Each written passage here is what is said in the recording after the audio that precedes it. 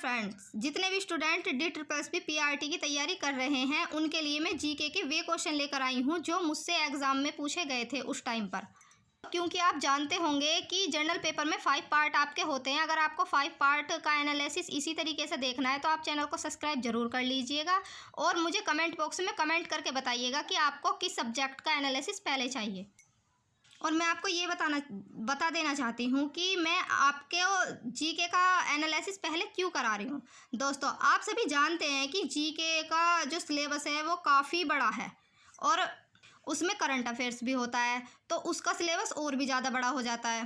तो मैं जीके का एनालिसिस इसलिए आपके सामने सबसे पहले लेकर आई हूँ क्योंकि जीके की तैयारी आप सही तरीके से कर लोगे, अभी से स्टार्ट कर दोगे अपनी तैयारी कि आपसे कैसे कैसे क्वेश्चन पूछे जा सकते हैं और मुझसे कैसे कैसे क्वेश्चन पूछे गए थे, आप उसी के अनुसार तैयारी कर लेंगे।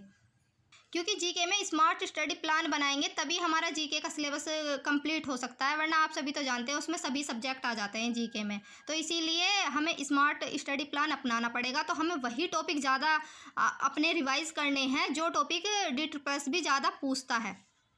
शुरू करते हैं दोस्तों। अब आज का पहला क्वेश्चन, आप जानते हैं भारत गणराज्य के किस नागरिक को नोबेल शांति पुरस्कार से सम्मानित किया गया था।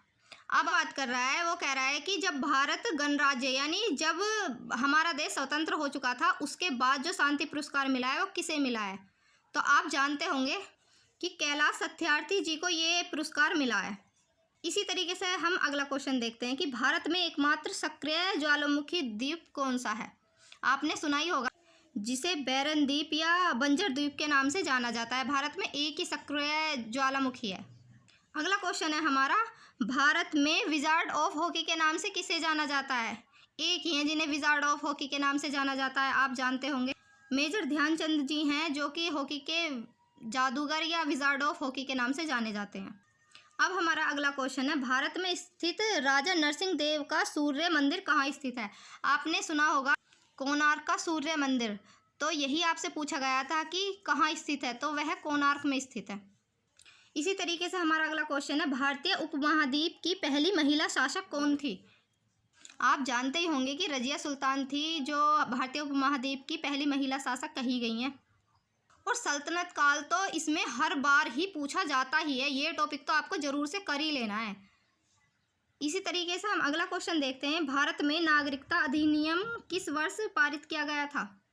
ये क्वेश्चन मैं आप सभी के लिए छोड़ती हूँ, इसका आंसर मुझे कमेंट बॉक्स में कमेंट कीजिएगा। अब हम चलते हैं अगले क्वेश्चन की तरफ। पिट का अधिनियम किस वर्ष आया था। दोस्तों, आपने पिट्स इंडिया एक्ट के नाम से सुना होगा इसे। जैसे कि आप जानते हैं कि 1784 में पिट्स इंडिया एक्ट एक अधिनियम बना था और उसी के बारे में इस क्वेश्चन में पूछा गया है। भागीरथी नदी की प्रमुख सहायक नदी कौन सी है। आप जानते ही होंगे कि भागीरथी नदी की प्रमुख जो सहायक नदी है वो भिलांगना को कहा जाता है। और इसमें 2-3 क्वेश्चन जो साइंस से आए थे उन्हें मैंने इसमें नहीं लिया है, बेसिक क्वेश्चन थे वो भी, और उसमें कुछ क्वेश्चन आपके उसके आए थे करंट अफेयर से रिलेटेड, तो वो क्वेश्चन भी अब तो उनका कोई मतलब ही नहीं बनता। यहाँ पर इतना ज़रूर कहना चाहूँगी मैं आपसे कि आपको स्पोर्ट्स और अवार्ड तो टॉपिक ज़रूर से करना है करंट अफेयर्स का। तो अगर आपको ये वीडियो पसंद आई हो तो इसे लाइक शेयर सब्सक्राइब ज़रूर कीजिएगा। मिलते हैं दोस्तों अगली वीडियो में। Thank you.